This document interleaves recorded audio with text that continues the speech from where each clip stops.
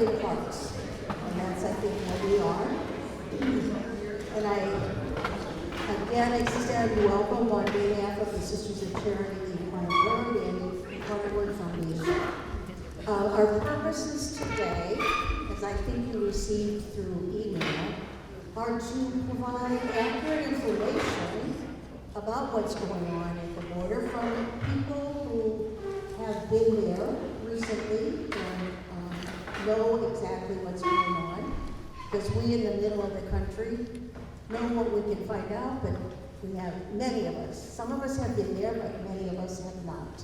And then to also expand our discussion on immigration and migration to the many other communities that make their home, find their home here in St. Louis. And I know it's something that's important to all of us. So without further ado, I want to introduce Sister Katy Huanaco, who is a Sister of Charity of the Incarnate Word from Peru. She has lived in Peru, Mexico, and the United States, and is currently a doctoral student in social and public policy at St. Louis University. And Katy will serve as our moderator today, so I will turn the microphone over to her. Thank you, Helena. Good afternoon to all of you, and welcome once again. Pope Francis, in his letter for the World Day of Migrants and Refugees 2022, invites us to realize that God's plan is inclusive and gives priority to those living on the existential margins of our society, such as migrants, refugees, displaced persons, and victims of trafficking. In fact, he emphasized the inclusion of those most vulnerable is a necessary condition for full citizenship in God's kingdom. Today, this is our space where listening, conversation, questions will be the place that probably may contribute some of the necessary components to build a future with migrants and refugees. As you can see, I am sitting with a superb group of panelists. They will share with us their experience of human mobility, from the border to here, our neighborhood in St. Louis. Each panelist will have 10 to 12 minutes to share their experiences. But please, friends, help me to care that every voice is heard by adjusting your participation. Welcome Alejandra, Becky, Kate, Christine, and Marie. I will introduce you when is the time for your participation. So let's start with Sister Becky Perez. She is a Sister of Charity of the Incarnate Word San Antonio, native of El Paso, and she served as an elementary school teacher and worked with immigrants crossing the U.S. border in El Paso. Becky, can you share with us how the reality of living on the border has changed over your lifetime? Absolutely. That's what I'm here for. Born and raised in El Paso, Texas. What I recall as a child is we were not afraid or hesitant to cross the border during our childhood and youth. There was no fence. There were fields, sometimes cotton, alfalfa, and off in the horizon you could see a canal. And that canal is what separated the United States from Ciudad Juarez, or our sister city of Juarez. It wasn't uncommon to see people packing a lunch, going with their fishing rods, and having a picnic among the cottonwood trees along the Rio Grande. Border Patrol They were very friendly. They'd come in their little trucks. We'd say hi. We'd offer them fruit. Conversation. It was lovely. There was no threat at the time. Today, that reality is shocking. It is unbelievable. I never fathomed that my hometown would be restricted to being a charitable sister city that I knew and many of my friends and relatives in El Paso grew up to know. Now, you have a 20-foot fence, and it's ugly as heck. It has barbed wire. It's not finished. I live in the lower valley of El Paso, Texas. And it's not finished. They ran out of money, thank God. But it's ugly, and it segregates. Our parents, my dad, had relatives across the border, and it was very common on a Sunday for people to travel back and forth.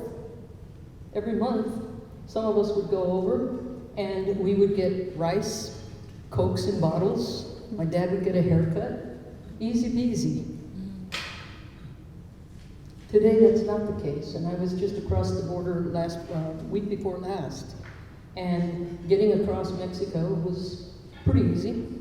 Coming back, I don't look Mexican.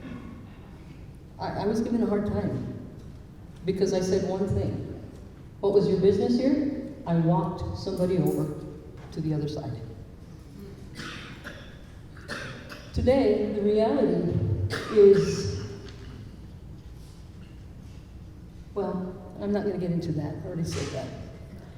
In 2018, I became involved in El Paso with Las Americas Advocacy Center and our diocesan migrant refugee programs. These organizations are lawyers, migrant lawyers, and they're always a step ahead of what is to come. And they were preparing us, and we had a nonviolent rally that we walked over to the border in downtown. We have at least 6 to 7 borders aligned with El Paso, okay? And we were told what was coming in terms of laws, legislation, and so we were trying to prepare the public and El Paso for what was to come. 6 months later, it came early. And you all probably were witness to televised, live television videos or whatever that showed literally hundreds of people, young, old, walking into El Paso from various sides of the city with nowhere to go. I have friends that are INS agents. Some have struggled with it, but it is their livelihood. Others, it's a job. So anyway, El Paso, this got me started in understanding the law of immigration because I didn't have to as a youngster.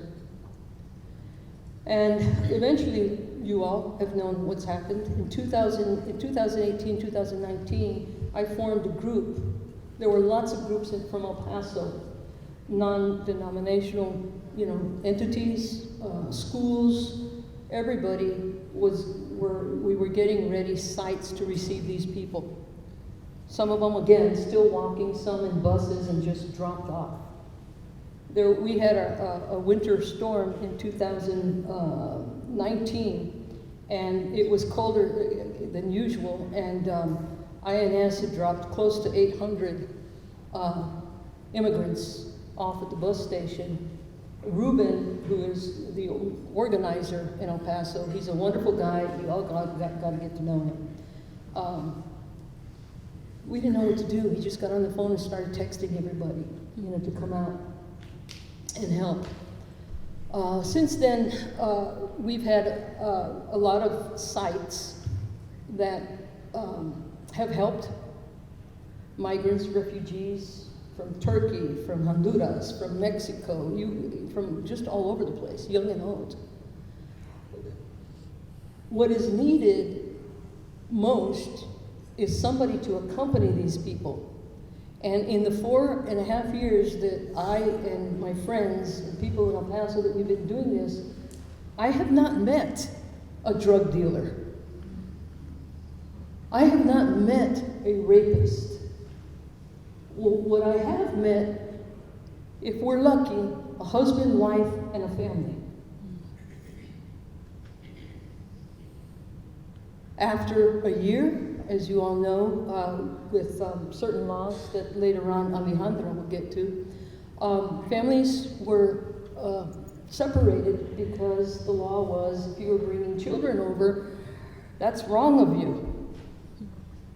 So children were separated. You all are not naive, you knew that, you've heard about it. But to witness it, and some of the stories, I'll share two and then I'll stop. There was a father, about 43. He had his 13, 14-year-old son with him, and they were at the site. We had finished feeding them and tending to them. And very humbly, he came up to one of our volunteers and said, "Could we pray together?" And so we came together, and he said the most beautiful prayer, the most humble prayer. And when we found out what his story was, his wife had been separated from him. They had a 6-year-old daughter who was separated from mom. The son could go with the dad because he met a certain age. They knew not where they were. And we prayed. But he had hope, more hope than we had.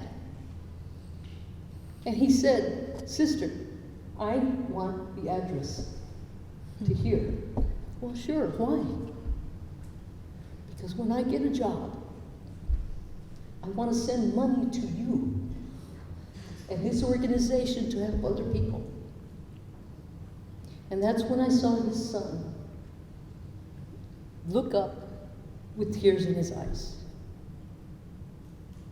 The separation of the stripping of people of their dignity is horrendous. And I'm sure some of you have stories. The injustices are in the laws of helping people become legal, if you want to use that term. That's what the government uses. That's the injustice. They come with everything, with whatever monies they have, whatever clothing they have, and they trust. And they make this long journey. And then they're ripped off. Materialistically, emotionally, and physically. El Paso had what we call the tent city, where all these children were separated from their parents out in the desert in Fabens, Texas. Hot. Protests. There was no way that we could get these kids out.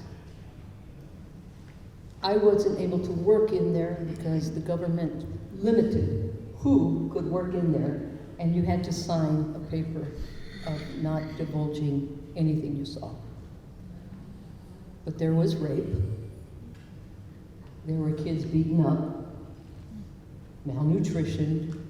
The facilities, again, were horrendous. Story of a 55-year-old woman who had been bound with those zip ties, came to us. You could still see the wounds and the scars from weeks old zip ties. And she had been raped. She had been pushed and broken her hip. We were trying to get her to her destination, which was going to take 5 days on a bus, which was normal. You had people coming through El Paso, if they were lucky, We got them out quickly to get to their destinations, find them a sponsor or a family. Their bus rides, they could be coming from El Paso all the way up to Pittsburgh. The transfers, they didn't know English. We had to write everything down and entrust them to God, saying, you gotta stay on the bus, it's gonna stop, don't get off. They're looking for this number. Can you imagine the will of these people? And one thing, searching for one thing, a better life. That's it. Not to take our money, not to, crank up our taxes, just looking for a better life. The last story I have is a woman that was from Peru. I didn't tell you this, but because I was going to say it here. Okay. Her husband was already somewhere, I think in Chicago or somewhere, I forget. And she had a 1-month-old baby boy and a 3-year-old daughter. And all the sites were full. It was Memorial Weekend. And she was ready to catch a bus to her next destination. She was not allowed on the bus because her little boy had chickenpox. There was no place to put her. So a friend of mine, a very good friend of mine, had the facility, and so that family stayed with us up until Tuesday after Memorial Day. We tried to help the boy gain his strength. The mother, the 3-year-old didn't want to leave. Angry, rebellious, hitting her mom, but she had no stability, and this was the first time that she had stability for 3 days. Food, a TV, a yard to play in. And basically what happened was mom slept for a good day. She couldn't breastfeed her son anymore because she was malnutritioned. The end of the story is we got her off. She was able to speak to her husband. And my friend Leona had shared with me easily maybe 2 years ago, that little girl, that little 3-year-old girl, called her.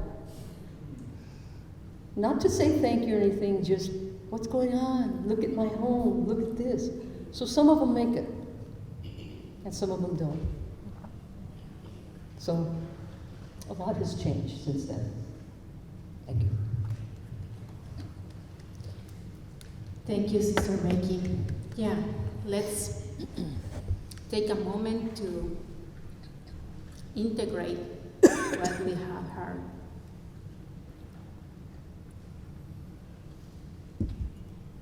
Thank you, Becky, for sharing with us the struggles and hopes of our sisters and brothers in El Paso. Thank you. Now let me turn it over to Alejandra Buitron. Alejandra resides in Guadalajara, Mexico. She is project manager for the Migrant, Immigrant, and Refugee Network of the Sisterhood Charity of Incarnate Word San Antonio. The network serves as counterproposal to the globalization of the indifference that denies the dignity of people and criminalizes people who seek a dignified and safe life for themselves and their family, as Sister Becky said. Alejandra, could you share with us how human mobility is perceived in Mexico and perhaps other Central South American countries? Thank you. It's a very difficult question, especially for me because I cannot be concise or clear, but I will try to be.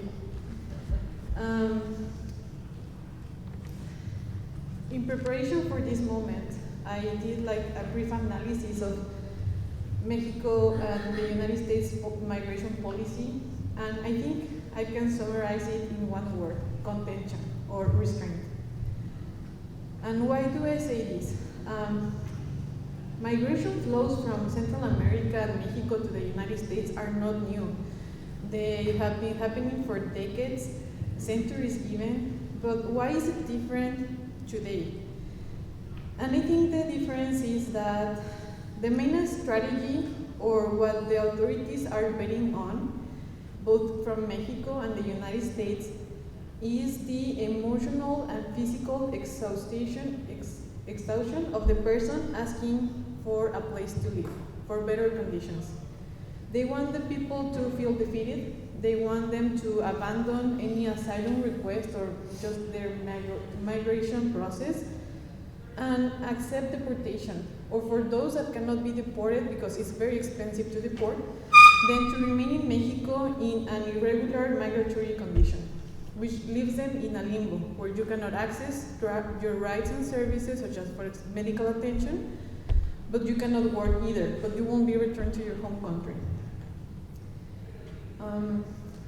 But to fully understand, I think, what is happening in Mexico and in the border between the United States and Mexico, we have to go 3,000 kilometers south to Tapachula, Chiapas, because Tapachula was and is the main point of entry to Mexico from Guatemala. But before we imagine ourselves there, I think most of you have had the opportunity to travel to another country and pass through migration maybe. And you are in a line, maybe in your car, maybe at the airport, you're waiting your turn. A migration officer told you to please approach.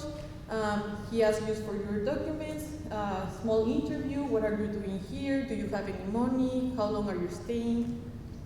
And then you either can pass or you cannot pass. Well, that doesn't exist in Tapachula. That doesn't exist between Mexico and Guatemala.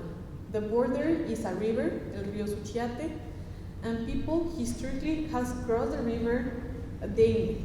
No, we have people from Guatemala crossing to Mexico every day because the currency is better to buy in Mexico than in Guatemala. We have people from Mexico crossing to Guatemala to buy pollo campero, which is fried chicken, and it's very good. And I was just in Tapachula last week, and I myself went to the river, paid a guy to cross me in a little balsa boat, a little boat. Went for the pollo campero and then came back. I never presented my passport. No one asked me for my passport. So we cannot imagine that the borders are the same.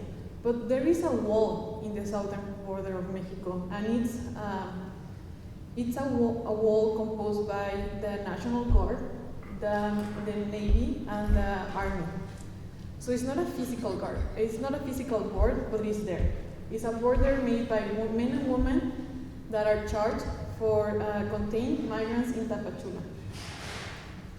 Now, historically, Mexico accepted being a transit country, meaning that we knew that people were getting by our country to get to the United States and the American dream.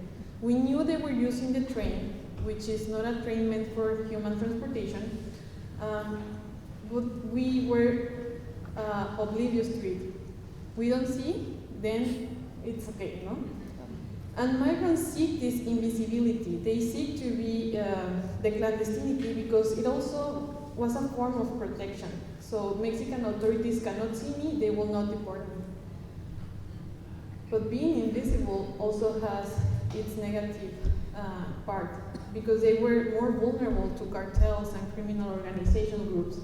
And I could mention many events where migrants were victims of cartels, but the thing that we learned now, for example, in 2018, 2019, is that migrants also knew that the invisibility that once protected them was now their main enemy. And this is how caravans took place. Caravans now were not just a means of entering a country, but it was seeking refuge in numbers. And because most of the lenses of journalists, of newspapers, and American agencies and international agencies were on the caravans, they were more protected from being detained by the migration authorities in Mexico, but also by the cartels and the criminal groups. So the people that could leave Tapachula, either by caravans by trailers, by taxis, and could reach the northern border, well, they think they're closer to achieving this dream, the American dream, that we now know it doesn't even exist for Americans. But when they arrived to the northern border, they were really hopeful. They were thinking that they would cross, ask for asylum or familiar reunification, and they were closer to achieving their dream. But as Sister said, they weren't. The Trump administration put in place the Migration Protection Protocols, the MPP, Title 42, which basically was the United States saying, we know we signed a lot of international treaties about asylum and refugees, but we don't really care right now. We're going to keep asylum seekers in Mexico, in northern cities that where cartels are present and almost the authority. So we are going to have them wait there. How much time? We don't know. Each case is different. So the people at the border, they face violence. In Nuevo Laredo, the kidnappings, the number went high sky. And the migrants kidnapping in Nuevo Laredo is not new also. We started registering these events since 2010. But in the past 2 years, the numbers, they reach a new high. They also face sexual assault, discrimination, homeless, and of course, COVID-19. However, I do remember reading a lot of newspaper articles saying that when Biden was elected, there were people at the campments celebrating. There was hope. There was hope that they will be able to ask for asylum in the United States and access a better life. Right now, there are some changes being made at the border. However, Mexico still works as a first filter, no, as this tool of constraint. So most of the people are not even able to get to the northern border. They are staying in Mexico. And those who really cross and are able to get to their families, well, there are obstacles. There are still important obstacles to their integration here in the United States. Language might be one, access to healthcare, mental care, and also access to economic opportunities such as a job. However, I do wish to end on a more happier or positive note, and is that in this constraint, in Mexico, we are also betting on integration.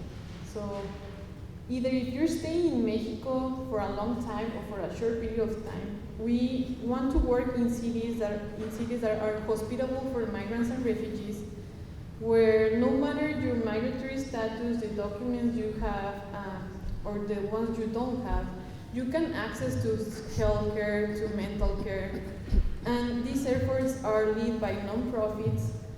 Most of them are part from the Catholic Church, but also from international organizations such as the United Nations High Committee for Refugees and the International Organization for Migrants. So, and again, just to end my intervention, I will say that there are a lot of negotiations between the United States and Mexico and Central American countries to keep the people from getting to the United States. But here's where we can join the effort. We can advocate for more just practices and laws and programs for migrants and refugees in the United States, at the border, in our communities.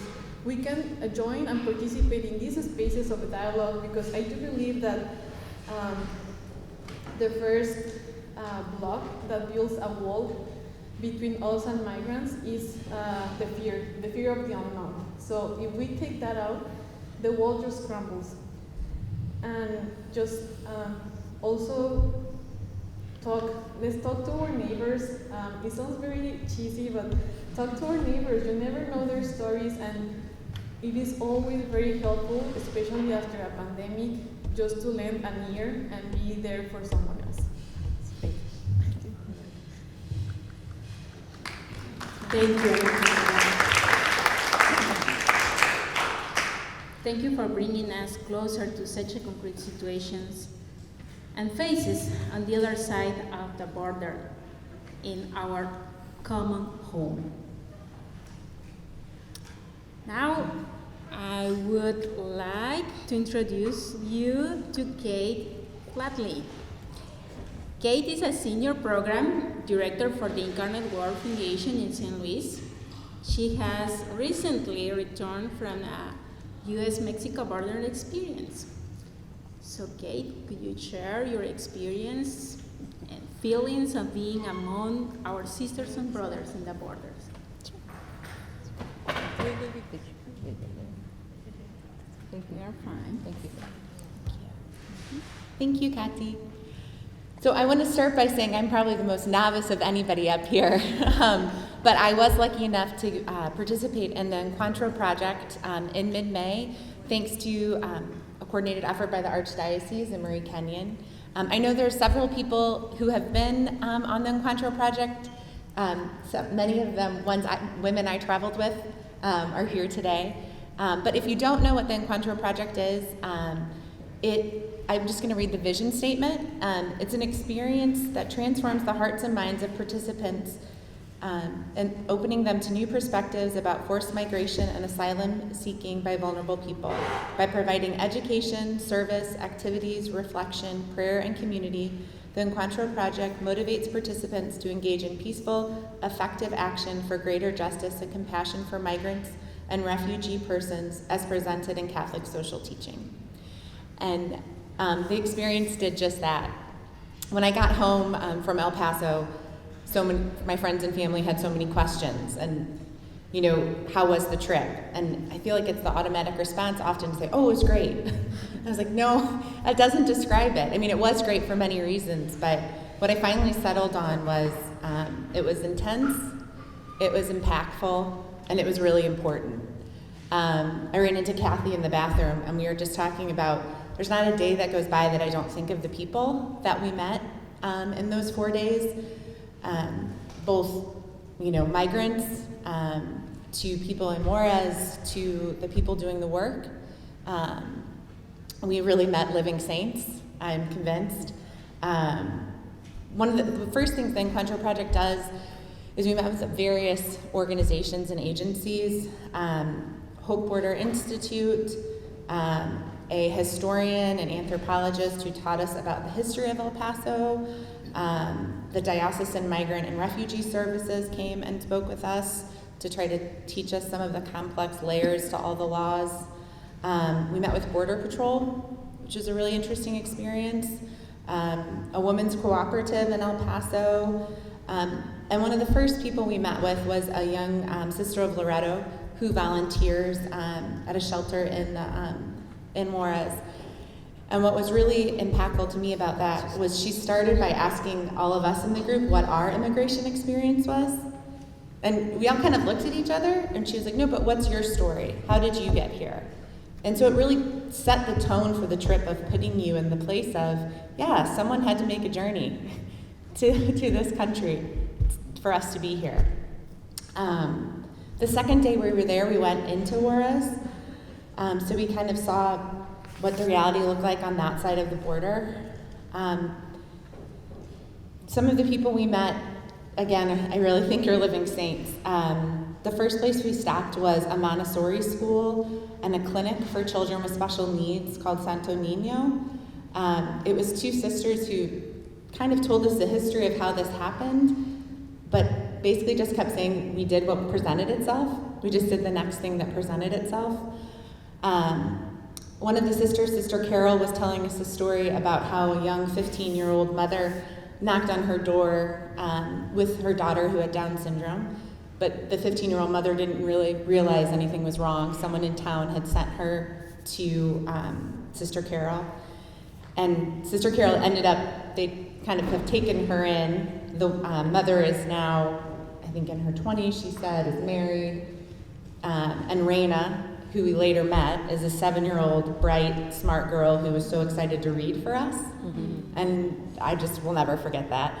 One of the sisters was saying the last time she read for a group, and she's telling us all this in English, how Raina kind of danced, and then Raina got so embarrassed because she understood, even, with the language barrier, what was happening. When we left that space, one of the sisters we traveled with, Sister Marianne Figlione, Sister St. Joseph, I know I was going to say that wrong. She looked at me in the van and said, "That's the most beautiful cathedral I've ever been to." And she was right. We then visited Father Bill, a Colombian missionary who came to Mexico in the 90s. He told us a ton of stories. We could have stayed and talked to him all day. One of the ones that I remember most was discussing the Zaragoza family, who kind of were a legal family that had many criminal ties in the area, and kind of the horrible transgressions that had gone on, and had eventually forced him out of Mexico for years in fear of his life, but he was back running the parish. We also met with women who came and sold bags to us. I can't remember the name of the organization that did this, but here's one of the bags. So there were women living in a shelter. The woman we met was from El Salvador, who she had been waiting because of the migrant protection protocol for 2 years to try to seek asylum in the United States. So she had been in a shelter for 2 years with her son. She had learned how to make these bags. They were $35, and $20 of it went straight to the women that made the bags. So we all went home with several. Her son was with her, and I just kept thinking how he reminded me of my nephew, because he was playing on a cell phone, playing a video game, kind of wanting to get out of there, but he had been in a shelter for 2 years. We went to a library where we learned about the school system and providing scholarships through this library, and how it was a challenge to even sell the concept of a library to people in the community. And we met amazing women and had the best meal there. We then went and visited Sister Betty Campbell. She's a Sister of Mercy who is 86 years old, who has lived in Juarez for years, leading domestic violence workshops and now offering hospitality. She also paints beautiful murals with names of the deceased incorporated into those. There's a really meaningful prayer service where we were all asked to take a name of someone that has died, whether that was a priest or a journalist or a migrant traveling. And then we ended up writing that name on the wall and then taking that name home and asking to pray for them. Sister Betty had a lot of stories, but she told us a story about a young man named Abram who was 27, a father, and a husband, and was kidnapped for $100,000. Unfortunately, his father couldn't pay. A pharmacist and I think a friend of Betty's had been kidnapped for the second time and was being held with Abram, I guess for days. I hope I'm telling this story correctly, but Abram asked the pharmacist to tell his father that he knew he was a good father and it wasn't his fault, and to please go and tell him that. And the pharmacist was able to get out, borrow the money from friends and family, or his family. His wife was able to, and have him released. And he went and found the father of Abram, and Abram was not. Abram was killed. So it was a very meaningful and just hard thing to hear. I also got the chance to volunteer with Sister Becky at the Casa del Refugio. CDR. My Spanish is not good. Refugiado. There you go. Okay. With her team that volunteers every Thursday. The first thing I remember when I walked in, where there were as a group of little children playing with a deflated soccer ball and riding on a zip scooter, and they weren't supposed to be in that area, but how could you tell them not to be? Because it was like a safe space for them to get to play like kids. A little boy came up to me later, again about my nephew's age, probably 9, and in Spanish asked me where to throw away a glass, a paper cup. I could not communicate back to him because my Spanish is so bad. We both giggled. He said, I can't speak English. I said, I can't speak Spanish. We both laughed. Sister Becky came and saved the situation. But I think about that little boy all the time and wonder where he ended up. Everyone could not have been more grateful. We were able to give seconds that night, and it was like we gave people a new car. I mean, they were like, can I have another banana? Can I have another banana? There was a young woman crying in the corner. Again, I can't speak Spanish, so I asked someone on Sister Becky's team what to do. They went over and talked to the young woman from Colombia who had been separated from her husband. She didn't know where he was. She was calling her children who she had left at home with her parents. And the Carmen, who was on Becky's team, just said, I'll pray with you, and you'll find him again. If you have the same sponsor, you'll find him again. So there were so many mixed emotions. There was a lot of hardship, but there was so much hope and sadness and poverty, but also so much joy and love. There's so much complexity, but it gave me also so much more awareness, and kind of what Alejandro was saying, to come back and talk about it, to talk about with my friends and family who had no idea. 5 minutes on NBC every night, or I guess 5 minutes is generous. What is it, 2 minutes maybe, is not an accurate picture of what's happening there. But the people are what I keep remembering, and the stories they have. The little boys playing soccer, the family leaving for its final destination, and we all clapped as they walked out the door. The sisters that are just doing what they can. And so that was incarnational spirituality as I've never seen it before. God was just among those people and present everywhere. And so my big takeaway, I was reading my journal from the trip before I was presenting this, and I wrote, do what presents itself, because even those small things and actions can lead to big results and rewards. So I signed up for a Spanish class. Clearly it's not gone that well, but the next time someone asks me if they were to throw something away, I should be able to respond. So I would encourage you, if you get to have an experience like the Encuentro Project or volunteer somewhere on the border, to please do it. So thank you. Thank you so much, Kate. We welcome your invitation to take the risk of the encounter. Definitely, that includes moving away from the familiar and opening up to make the unfamiliar familiar. Thank you for doing that.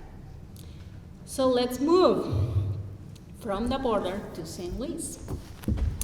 So because I'm going to move. Yeah. We need to switch. We will wait, do can you a go down movement, that a far? real movement, because of the microphone, please. Thank you so much. So Mary Kenyon is the director of the Office of Peace and Justice for the Archdiocese of St. Louis and served as a chair the Immigration Task Force. Mary works with diverse groups of immigrants living in St. Louis. Part of her ministry is to organize and lead trips to the U.S.-Mexico border.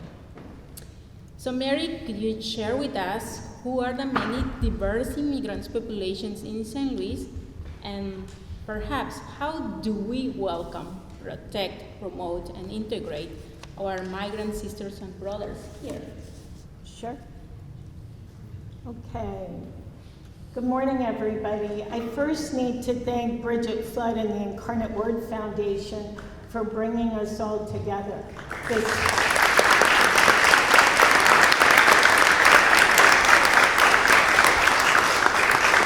This really is like old home week. I literally can go to every table and say, who has been doing the work?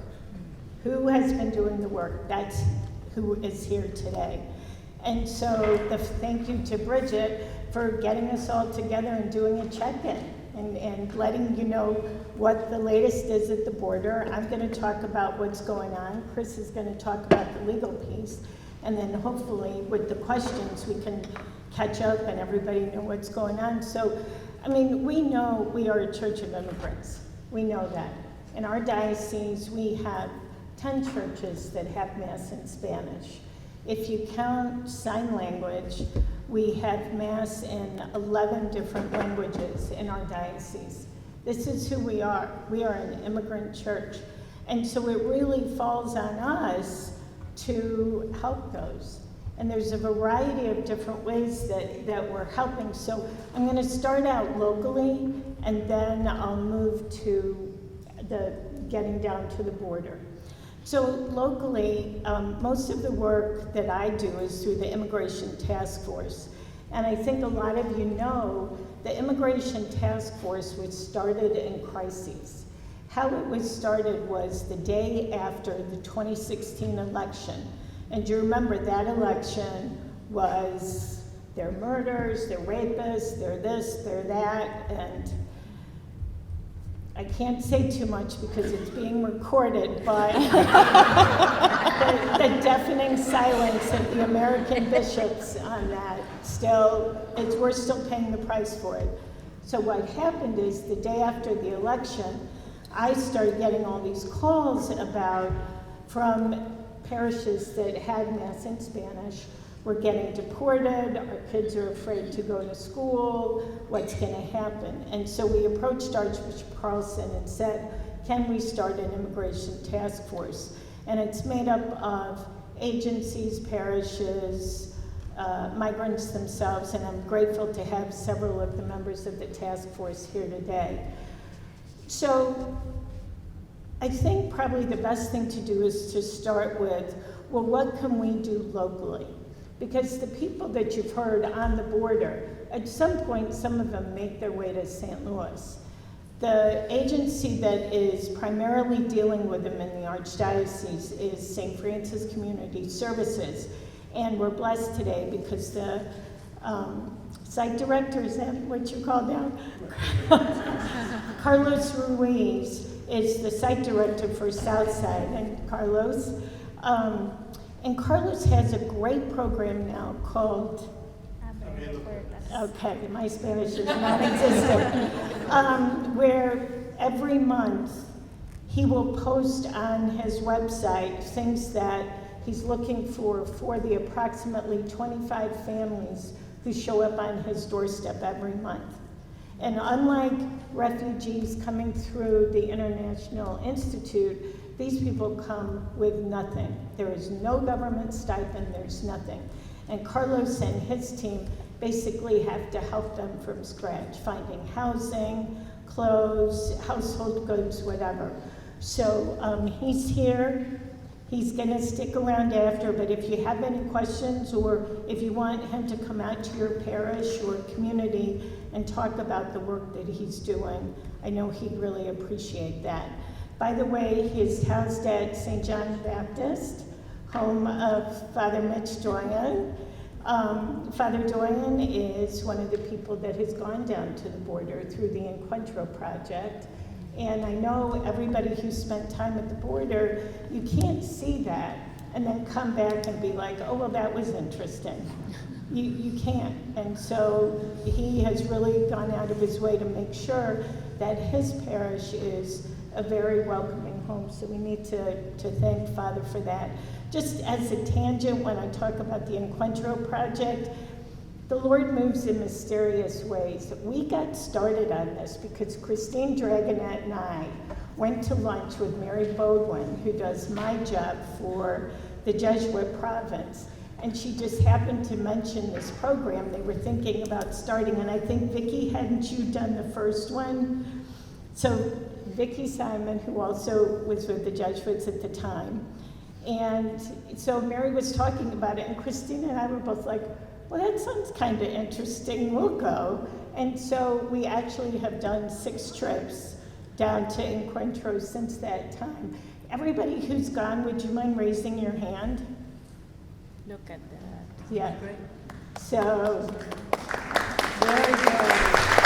If you have the chance, if you're thinking about doing it, talk to one of the people who raised their hand. Anyway, the other good program that is going on right now, if you look on the sheet, it's Humankind STO. You might have read about these women. It's a woman named Ann Whitman, and she's at Holy Infant Parish in Baldwin. And she has organized a bunch of friends and people from other parishes. They are focusing on Afghan refugees. The other people, Welcome Neighbor STL, does a lot of really good work. Nintendo for Africa, they're a group that deals with, helps African refugees and asylees. Just as an FYI, Archbishop Rosansky has designated St. Norbert's to be the personal parish for the Africans now, starting in September. So if you know any African immigrants, direct them up to St. Norbert's. So there's a whole list of people who are working in the community. International Institute is on there. The International Institute works with, they are the designated federal agency. They work with refugees. Honestly, and I have said this to Ari, they get a lot of corporate support. And so if you are looking at your dollar and the bang for your buck, I would go with some of the smaller agencies personally, but that's just me. So that's kind of what's going on locally. Two things are going on that I think you might be interested in. So last summer, a bunch of CSJs went down to help at Annunciation House in El Paso. And I know a lot of people here donated. We did this huge drive, and a lot of people here donated, and we ended up with an extra ton of stuff in the Christmas tree room at the Regali Center. So, Sister Maureen Freeman, you want to raise your hand, had a friend who was working at the Catholic Charities Shelter in Laredo. And Laredo, unlike El Paso, Laredo's only been a diocese for 22 years. It's a mission diocese. It's extremely poor. It's got maybe 20 people who work for Catholic Charities. And the shelter had nothing, no volunteers, no resources. So Sister Maureen comes back and says, hey, I heard about this. She loads up the van of all the extra stuff, goes down to Laredo, comes back and says, hey, they're in a world of hurt, what can we do? So last summer and this summer, we have been sending groups of volunteers down to work at the shelter in Laredo. We just had a group get back on Saturday. Kay went to Nat. So if you want to know what's it like, she's been back less than 48 hours. Carlos and Esteban went, and we have another group leaving August 7th. Oh, and Sarah, I didn't see you, Sarah. Dr. Sarah went. And then we've got another group leaving August 7th, Dan and his wife and Jessica. One of the things that we've done is intentionally asked Catholic Charities staff to go, and especially those who work with migrants, because we think it's really important when the migrants show up on their doorstep in St. Louis that the staff can say, hey, we've been to the shelter. We know all you've gone through to get here. And we are so, so grateful. So our two absolute favorite funders, Incarnate Word Foundation and Marillac Mission Fund, have been incredibly helpful, and of course the CSJs. So if you look on the bottom there, we're collecting for the people that are leaving August 7th. So if you have any questions, please let me know. So that's kind of what's going on locally, and now I'm going to turn it over to Chris, but you're going to introduce her. Yeah. Okay. Thank you, Mary.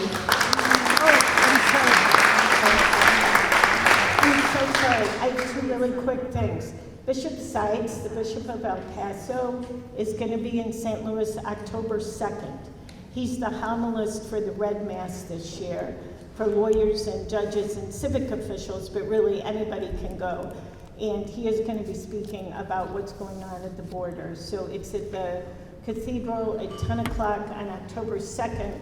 And then we are bringing, much like we did in 2019, we're bringing a group of 100 high school students to the border mass in El Paso on November 5th.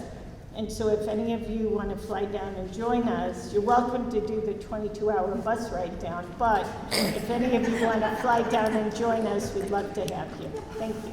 Thank you. That's right. Thank you, Mary, for reminding us that we are called to nurture the culture of encounter, wherever we are. Thank you for multiplying the opportunities of sharing and hospitality. Because this is our tradition, our pastoral tradition. Finally, let me introduce Christine. Christine has served as the managing attorney for the Catholic Immigration Law Project for almost 11 years. Over the past 5 years, she has represented hundreds of accompanied migrants minors seeking asylum in the Missouri-Illinois region. Chris, could you share with us your experience responding to the legal needs of immigrants? Thank you, and thank you for having me today. I'm going to try to be sort of quick, so there's a couple questions because I know we're getting close to the end. So my office, I am part of St. Francis Community Services, and I've been practicing for 11 years and not been managing attorney that long. But we work with our population, our largest population are new arrivals coming from the southern border, mostly from Honduras, El Salvador, and Guatemala. Although we are seeing more Nicaraguans, we're seeing more Haitians. There's always some Mexicans in there as well. And we're also seeing Venezuelans and Colombians are coming now. So we are seeing new populations. But really we've seen populations change and grow since 2013, and it kind of has changed. Before, a lot of single men were coming, and a lot of people were coming to work for some years and then go back. And now we're seeing a lot more asylum seekers coming, and women and children and unaccompanied minors. So children who do not come with a legal guardian of any kind. A lot of them are coming with their grandparents or their older siblings. Maybe they have one parent already here in the United States and they're coming to join them. Or maybe they have nobody here, they're just coming to a family friend's house. But they, for some reason, need to get out of wherever they are in their living situation, and they're seeking help here. So we, as we've heard so much today about the border and who's coming, so then they get to St. Louis. And we've talked about Abriendo Puertas and how that helps with some of the beginning stages of getting them settled in St. Louis. But one of the big matters, in addition to needing all of the support with their mental health, with their physical health, with their housing situation, most of the people who cross the border encountered immigration, which means they are now facing deportation.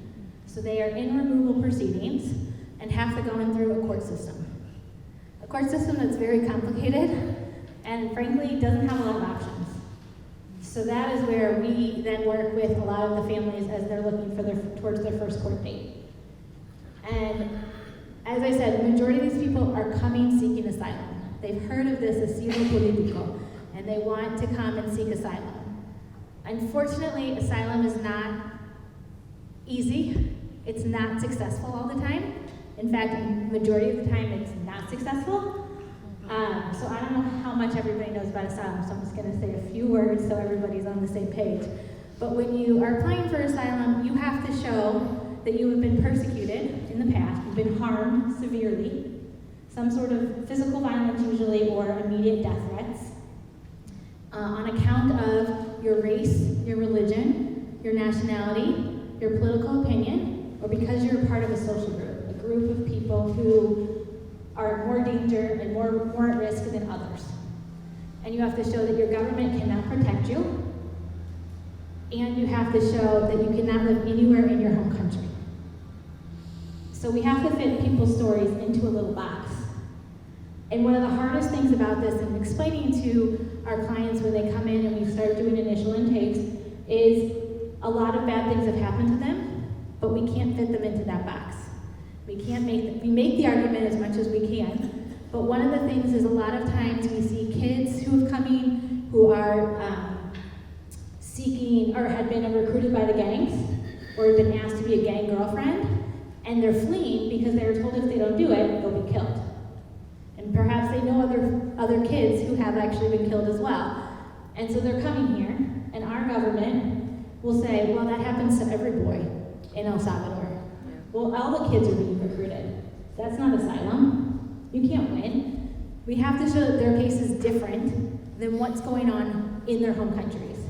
So extortion is a big one we always see, and we're seeing a lot with the Colombian population, where different groups, gangs, or other kind of narco traffickers are extorting people. They have small businesses, they have some sort of funds that the people want, and they're being extorted. And our government says, well, that's just about money. That's not about you as an individual. They would do that to everybody. So that's not going to qualify for asylum. So we have, one of the hardest things we have to do is find those cases that we think our legal knowledge is going to really help them win that case. So we can find the ways that some people are able to apply for asylum. And we'll try those cases. People will apply. Everybody has the right to tell their story. And that's what we want to make sure we do. And that's why some of the nonprofits have come together to work on pro se clinics to try and help when there's not enough attorneys around. Of nonprofits, there's 2 major nonprofits that will do immigration law and do asylum work. And that's St. Francis and the Micah Project. And we have 5 attorneys right now between the 2 agencies. We're about to hire, our new one's taking the bar tomorrow, so hopefully she'll be ready to go September 1st. But we'll get up to 6 or 7 maybe. But that doesn't meet the need, unfortunately. There's just too many clients and too many people that need the help, and so we're trying to find ways to reach out to as many people as possible and try to give them ways to fight their cases. One thing that I really do enjoy about when we can't find asylum for everybody, especially kids, is we work with special immigrant juvenile status. And this is a status that allows kids who have been abandoned, abused, or neglected by one or both of their parents, and they can't reunify with that parent, for them to have status here in the United States. And it's a process, but it's something that does give a lot of children hope, and we get to see a lot of our kids. I've just gotten a couple just get their green cards last week, and it's just nice to see that they get so excited when they graduate from high school, and they're able to go to college because they now have documents to help them get that way, to get the scholarships that they need and to continue on. Because we see a lot of the people are coming, I want a better life, I want better education, I want more opportunities for my kids. And the parents who will make the decision that won't necessarily help them, but it will help their kid, they'll do it. So I would say those are kind of the realities we're seeing and working mostly at the border, from our border families, is asylum and the need to continue to get the mental health that they can get, that they need to tell their stories, because we're asking them to tell a story to a perfect stranger, awful things that have happened to them, the trauma, and we have to be able to prepare them for that and be ready for the judge to ask questions and give them their day in court, and that's what we're working to do. So. Thank you.